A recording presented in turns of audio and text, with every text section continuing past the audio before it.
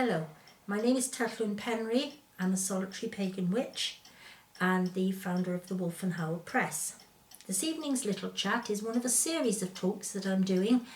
They're little informal conversations about things I think you might find interesting, things I hope you'll find interesting.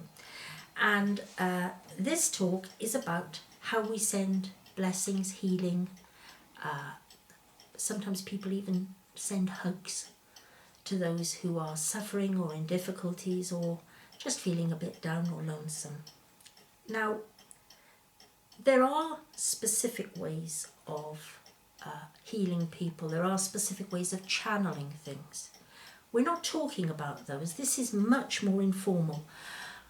What I'm talking about is, what do you do if somebody says, oh, you know, such and such is wrong, and everybody piles in and says, oh, sending you blessings, sending you healing, sending you good thoughts. How do you actually do it? Because some people will say it and not do it. And some people will be so terrified that they can't do it and don't know how to do it, that they won't say anything. Now, it actually is very simple in my book, the way I do it. I believe that all magical power comes from within, and that we expel that power, we project that power on our breath, and in particular on the out breath when we exhale. There it goes.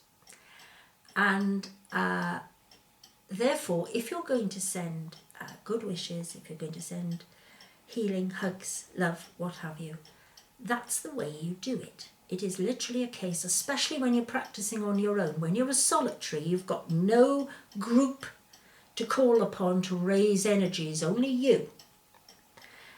And there's not a lot of energy in me sometimes, I can tell you. So what you do, you focus, you think about what it is exactly you're going to send. A hug, love, what have you. Healing thoughts. Please get better soon. You take a breath in through the nose. Hold it, fix your thought for a minute, and you blow it away from you gently. And the only reason I shut my eyes is that I find that helps me to focus. It just helps me concentrate for that brief moment, couple of seconds, as the breath is leaving my body. Now, sometimes people will say to you that for all kinds of magical acts, you must get permission. And my response to that is really, well, how feasible is it to always get permission? Firstly, if somebody has asked you for help, you have their permission. Secondly, there are times when someone is not in a position to ask you for help. If somebody fell in the canal, for example, and you know, are you seriously telling me you're going to stand on the side of the towpath shouting at them, excuse me, do I have your permission to come and rescue you? Oh, like hell you would. No, I don't believe it. It's second nature. You do what you can to help. And if you do things with a good heart, I have a feeling that the universe, the cosmos, what have you, it takes care of the rest.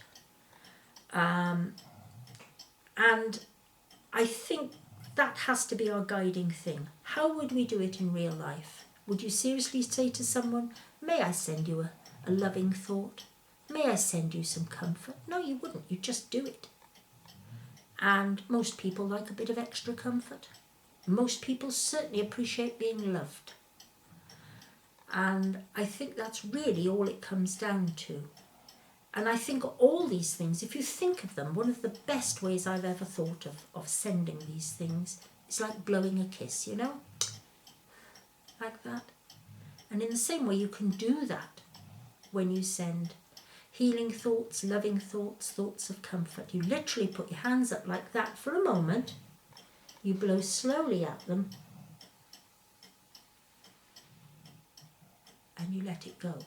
And the reason you do that is because it just holds back the breath, that fraction of a moment, to let it build up, and then boom, out it goes. When you're working as a solitary, you need all the extra impetus you can get. So there you are. It's pretty simple.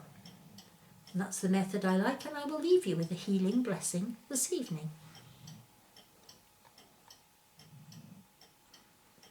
Thank you for listening. Goodbye.